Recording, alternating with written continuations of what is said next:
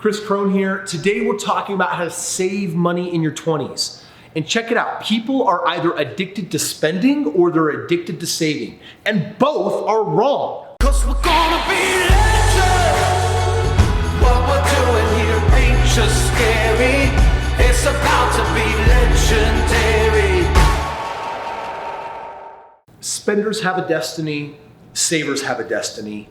And trust me when I tell you, it's not the highest and best outcome of what you want for your life. There's actually a third destiny. But first, let's actually explore. What's wrong with being a spender? It means that you're always living in the moment. It means that you're always spending tomorrow's paycheck. It means that you usually have very little savings in the bank account. And you know what? You're allowing yourself to enjoy the small frivolities of life. You can go out to eat more often. You can drive nicer cars. You can live in a nicer home. But financially, there's stress. And when you think about the future, you're thinking, I'm screwed, and I know it. Or you could say, well, you know what? What's the destiny of a saver? A saver really never learns to enjoy life. They're constantly looking at something that could be fun or pleasurable and saying, but I could save that money. And so it's always save, save, save, save, save. And if you meet savers, they typically aren't your happiest people. They're not opportunistic. They're not looking for how they can enjoy life, because the bottom line is everything they see with the dollar sign and say, I need to save that. So if you're gonna be a spender or you're gonna be a saver, I think both are screwed. One is enjoying the short term and will have a sucky long term. One is hating the short term and isn't really gonna have an enjoyable long term. So where do you go from there? If you wanna know how to save money in your 20s, you actually have to learn how to become an investor. And the destiny of an investor says, maybe in the short run, I'm gonna get a little less money than I would if I were a saver, but it is going to mean that in the long run, my investments are gonna pay for everything, and then I can really afford to live the life of my dreams. Obviously, if you're in your 20s and you're young, that it's one of the best times to be saving, but not for the sake of saving. It's for the sake of investing. The bottom line is you need to get your money working for you. It's amazing that if you can actually be super conscious about saving money whenever and wherever you can, it's not so you can build up a big savings account. That's what people do when they don't know what they're doing. Here's what you're trying to do instead. You're trying to buy assets that will pay you. The 401k won't pay you. The IRA won't pay you. If you put money in the stock market, it won't pay you. Those are just different ways of thinking in terms of savings. An investor buys assets that pay them. For example, if you could buy an investment property, and let's say you did my lease option system on it, then you buy that property, and yes, it has a mortgage, and yes, it has debt, but it's a good debt that makes you money. How much? It should make you around $500 a month. So all of a sudden, just imagine, instead of trapping a chunk of money in savings or the stock market or 401k, you trap it in a property, and what's it doing for you? Well, if you do it the right way, it's writing you a check each and every month. It's also appreciating and going up in value. And you know what outperforms 401ks, IRAs, and the stock market every day of the week? It's how homes appreciate with time. That's where people are crushing it and winning. So you have an asset that increases in value while it's paying you and giving you tax benefits. And frankly, there are more benefits than that. Now I get it, time out. You're saying, yeah, but Kris, things could go wrong. Like, what if your property is unrented out, or what if your tenant trashes the home? Listen, I'm not saying there's not risk. I'm just saying that the destiny of an investor is both a lot more exciting and fruitful than either a saver or a spender. Let's talk about a concrete savings plan for just a moment.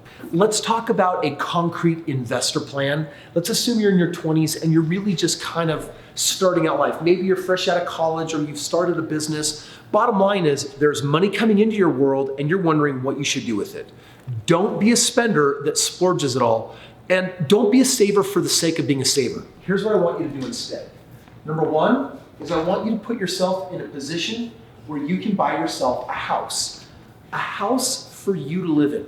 Why? We call this a PR, a primary residence. And if you were to buy a home, average median $200,000, then you would probably have a mortgage around $1,000 or $1,200 a month. To buy this house, all you need is a 3% down payment, which is like $6,000. And the rest of the closing costs, you can negotiate to have wrapped into the loan. If you buy this property, first of all, you can buy it at a discount, but more importantly, remember that a person's rent or home is their biggest expense. So what do I want you to do? I want you to get yourself 3 roommates. If your county will allow you more than that, get more. If you charge these 3 rent for this house, guess what it'll do? It should come pretty close to actually eliminating your mortgage. And if you have no payment, then you have already started off life in your 20s eliminating your biggest expense. You have someone else paying it, and it's going up in value, and you're getting tax write-off tax benefits. So this small little move right here, it's about canceling out one of your biggest expenses by being an investor. Now the cool thing is if you buy this with equity, or now you have more money to save, you're saving $500, $800, $1,000 a month. If you keep saving that up, step 2 is to now put that in another property. This one is called an investor property, It means that you're gonna put 20% down. It's a lot more money, but this is an example of one of those homes that can give you a $500 a month leftover positive cash flow. Now this is actually what I did when I first got started. I eliminated my mortgage on my own home, so I eliminated my biggest expense, and my first property brought me in over $500 a month. Do you know what that means? It means that you're probably saving close to $1,000 here and making $500. That's a $1,500 spread. And that just means that you're saving, but not to fill up a savings account. You can't save enough money for retirement. You need to invest it. So guess what option step 3 and 4 and 5 and 6 are? Is for you to actually keep buying properties. Now the cool part is that there's even ways of doing lease options that don't even wait for you to save up $6,000 or $20,000 or $40,000. There's ways of getting into real estate for even less than that, and some deals that don't even take money. You need the training, and put the training first. If you click the link below in the description, you're gonna have a chance to actually learn about what a lease option is, why it's my #1 most recommended strategy for a brand new investor, and also get a chance to talk to a member of my team who can really help you understand it, do some Q&A with you, really help do some fact checking and understand why this is such an amazing system. And gives you an opportunity to say, hey, I'm young, I'm just starting out, but guess what? I've got a concrete game plan.